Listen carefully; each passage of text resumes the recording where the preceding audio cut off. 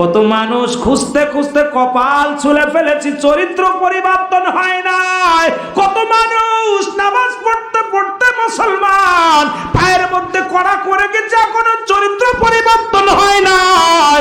দাড়িগুলো পাকে গেছে, চরিত্র পরিবর্তন হয় নাই।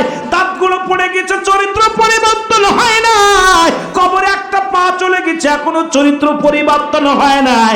তার মানে তারে খুঁজতে পারি নাই, মাওলারে পাই নাই। শুধু মসজিদে গেছি আর আইছি, রোজা রাখছি আর ছাড়ছি, হজ করেছি আর উমরা করেছি, দুনিয়ার মধ্যে যাকাত ফিতরা অনেক কিছু করেছি, শুধু আমিত্ব কামানোর জন্য।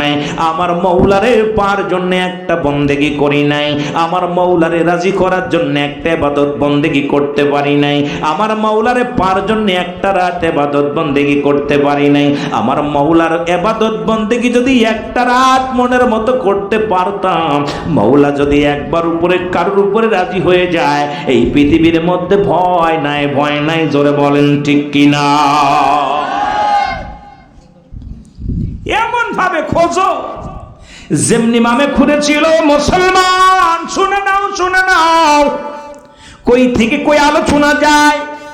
এ ভাই, দুনিয়ার মধ্যে ও মুসলমান শুনে নাও, ওই দিনার নামে পরিচিত যিনি পৃথিবীর মধ্যে মালিক ইবনে দিনার, এই পৃথিবীর মধ্যে আল্লাহ কেমন ভাবে খুঁজেছিল দিনার বলা হয়, যিনি ছিল এক সময় মদখোর, এক সময় ছিল অনেক নিশাদার মানুষ, কিন্তু নেশায় মুগ্ধ ছিল, আল্লাহর পাগল এমন ভাবে হয়ে গেল। আল্লাহর হওয়ার কারণে ওই মালিক ইবনে দিনার কিন্তু আল্লাহকে পেয়েছিল।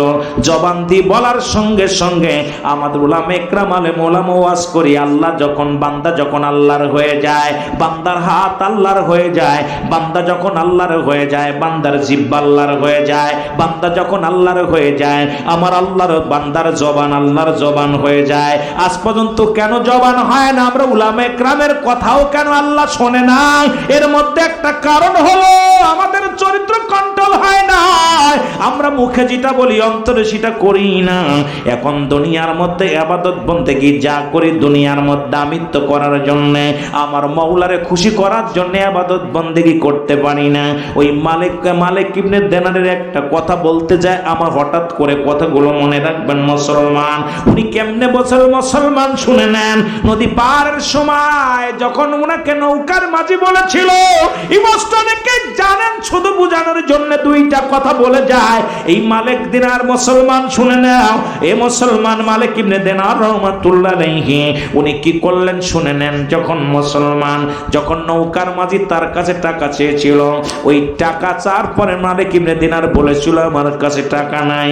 উনি তখন সঙ্গে সঙ্গে, ওরে মুসলমান শুনে নাও, মাঝি তাকে ঘাট ধরে নৌকা থেকে ফেলানোর কথা বলার সঙ্গে সঙ্গে মালিক ইবনে দিনার ডাক দিয়ে বলেছে, আল্লাহ আমি তো তোমার হয়ে গেছি, আজকে তোমার গোলাম, তোমার গোলামি করতে যাইয়া ঘর ছেড়েছি, বাড়ি ছেড়েছি, কিচ্ছু নাই, তোমার পাগল আল্লাহ।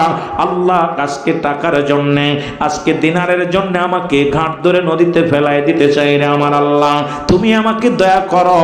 সঙ্গে সঙ্গে আমার আল্লাহ ডাকতে কও, নদীর পানি, এই নদীর মাছ জলদি করে মালিক ইবনে দিনারের জন্য টাকা নিয়ে যাও, স্বর্ণের দিনার নিয়ে যাও।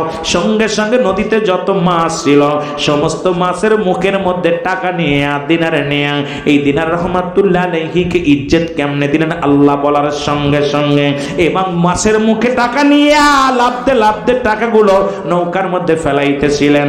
দিনার রহমাতুল্লাহ আলাইহি বলতেছিল, মাঝিরে যত নেও, কত লাগবে নাও, কত লাগবে লাও, কারণ আমার আল্লাহর দরবারে অভাব নাই। যার কথা মাছে শোনে, যার কথা পানিতে শোনে, যার কথা আমার আল্লাহ শোনে।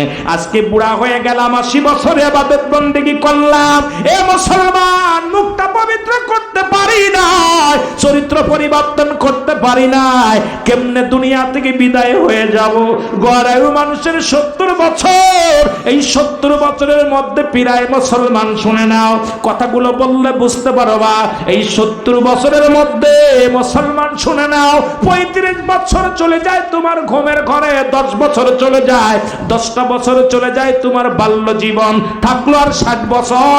এই 60 বছরের মধ্যে 30 বছর যায় ঘরের মধ্যে, থাকলো 30 বছর। এই 30 বছরের মধ্যে 15 বছর চলে যায় তোমার সংসারে জীবন করতে। দেখা যায় হিসাব করে তুমি 15টা বছরও আমার মাওলার ইবাদত বন্দেগী করতে পারো নাই। আর এই 15 বছরের মধ্যে যদি মাওলারে ডাকতে পারো, আমার আল্লাহকে ডাকতে দেরি, আমার মাওলার শুনতে দেরি নয়। জোরে বলেন ঠিক কিনা? এত বছর, 70 বছর গড় আয়ু মানুষের, 70 বছরে 10টা বছর চলে যায় বাল্য জীবন। কত বছর থাকলো? কত কত বছর?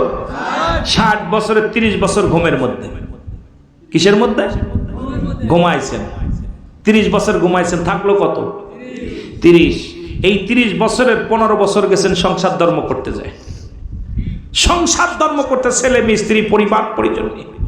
থাকলো কত? 15 বছর। এই 15 বছরও 10 বছর চলে যায় যৌবনকাল।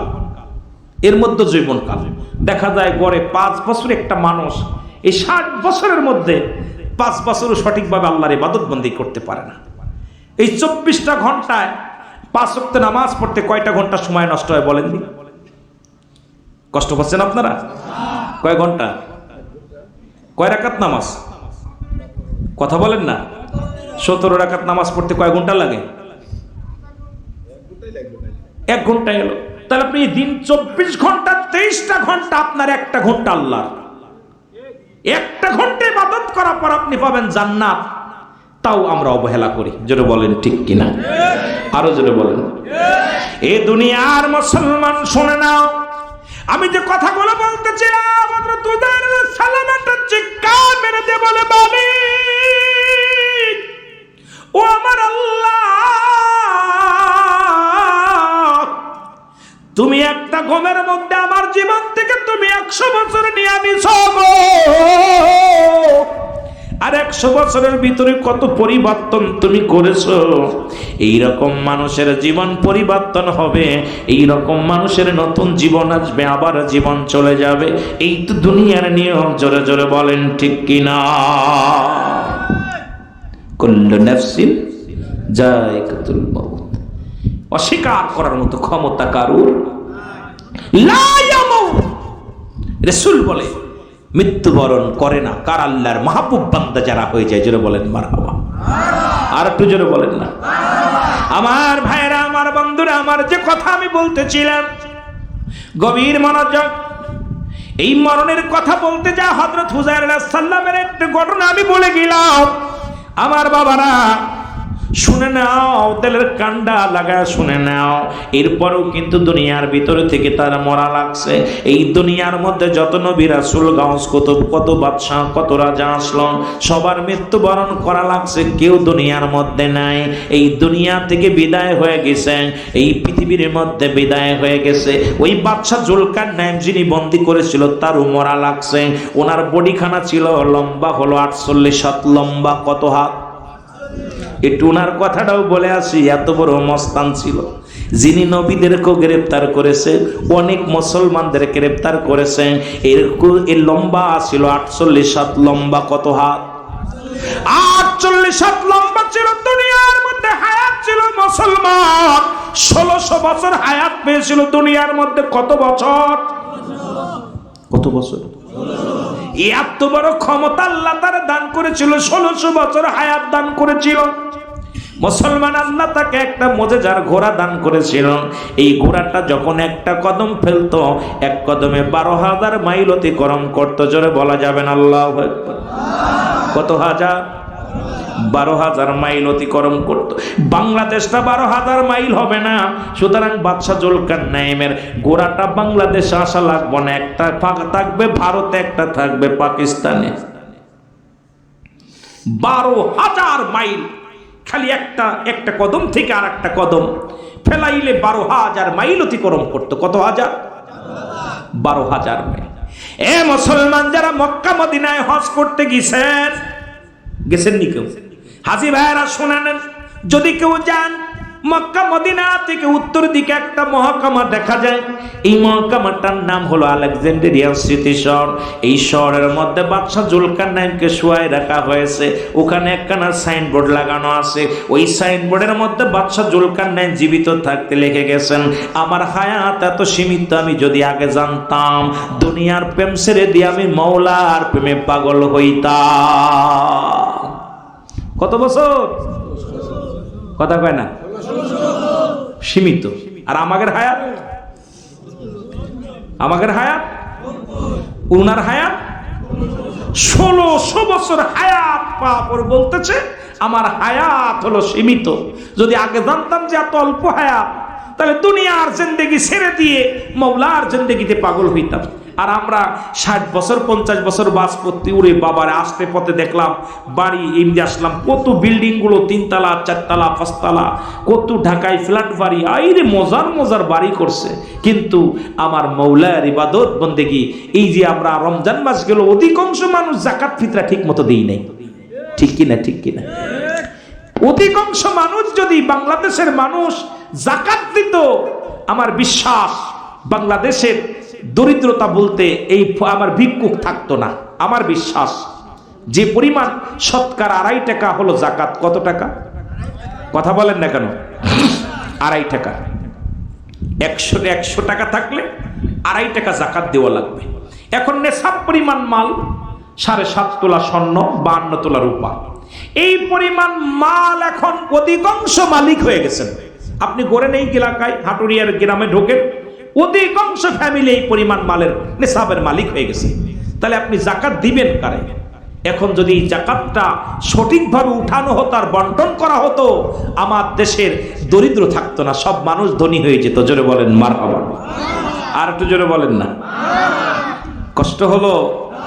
কথা কয় না কেন? এরপরে আমাদের দেশে ফিতরা ধরছে 115 টাকা। কত? 115 টাকা। দেখলাম এটাও অনেকে 100 টাকা দিছে, কেউ 70 টাকা দিছে। মানে মামা বাড়ির আবদার। কথা বুঝেননি? মামা বাড়ির আবদার একদম ইচ্ছামতো। ইসলাম তো ইচ্ছামতো চলে না। ইসলাম ভালো লাগে না, আপনি অন্য ধর্মে চলে যান। ইসলাম যদি ভালো লাগে না, আপনার দরকার নাই, আপনি অন্য ধর্মে চলে যান। আপনাকে তো জোর করে রাখা হয়নি। ইসলাম মানলে ইসলামের বিধান মানা লাগবে। জোরে বলেন ঠিক কিনা? আরো জোরে বলেন ঠিক কিনা? ইসলামের আবিধানিক শাব্দিক অর্থ যদি আলোচনা করা হয়, অধিকাংশ মানুষ ধরা পড়ে যাব। অধিকাংশ মানুষ। আল্লাহ বলেন ইয়া আইয়ুহাল্লাযীনা আমানু, ঈমানদার বিশ্বাসীরা। আল্লাহ ইয়া আইয়ুহান নাস বলে নাই। কি বলে নাই? নাস শব্দের অর্থ কি? মানুষ। আল্লাহু আকবার বলেন না? একটু জোরে বলেন না আল্লাহু আকবার। আল্লাহ কিন্তু নাসেরে ডাক দেন নাই, মানুষদের ডাক দেন নাই। উঠাউঠি করবেন না বাবা, একটু একটা রাত বসেন, ডায়াবেটিস থেকে মাফসান, একটু কষ্ট করে বসেন, উঠাউঠি করবেন না, বৈশা থাকেন, কাজে লাগবে। জান্নাতের বাগান। উঠাউঠি করলে আপনাদের নিজের ক্ষতিটা নিজে করবেন। আপনি যখন উঠে যাবেন আরেকজন আপনার দিকে তাকাইবে, একমাত্র জরুরাত ব্যতীত কেউ উঠবেন না। তো যেটা বলতেছিলাম যে আল্লাহ বলেন ঈমানদার বিশ্বাসীরা কি করে? খুলো ফিসসিলমি কাফা, পরিপূর্ণভাবে প্রবেশ করো। কিসের মধ্যে? ইসলামের মধ্যে। এখন ইসলামের আবিধানিক শাব্দিক অর্থ হলো 80 থেকে 82টা।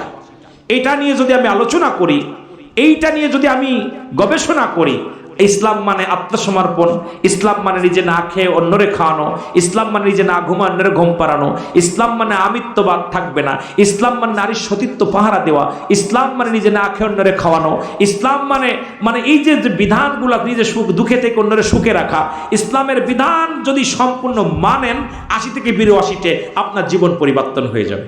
এখন ইসলামের মধ্যে ঢুকবেন, আপনার জন্য আপনি নারীর সতীত্ব পাহারা দিতে পারবেন না, আপনি মানুষের আমানত নষ্ট করবেন, খেয়ানত করবেন। ইসলামের ভিতর ঢুকছেন, দাড়ি টুপি জুব্বা রাখছেন, সব ঠিক আছে, কিন্তু ইসলামের বিধান মানেন নাই। এই ইসলামের ভিতর ঢুকে কোনো লাভ নাই। ইসলামের ভিতর ঢুকলে আমার আল্লাহ রাসূলের বিধান মেনে চলতে হবে। জোরে বলেন ঠিক কিনা?